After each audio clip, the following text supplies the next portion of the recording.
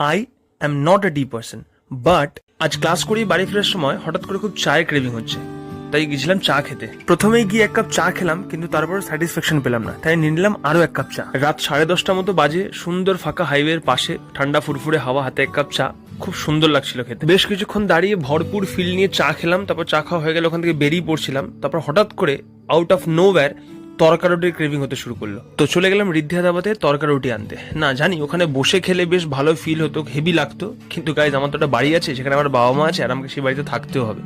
আশা করি বুঝতে পারছো। প্রত্যেক দিনের মধ্যে বেশ ভালো ভিড় ছিল, কিন্তু সারপ্রাইজিংলি আমি অর্ডার দেওয়ার সাথে সাথে আজকে হয়ে গেল।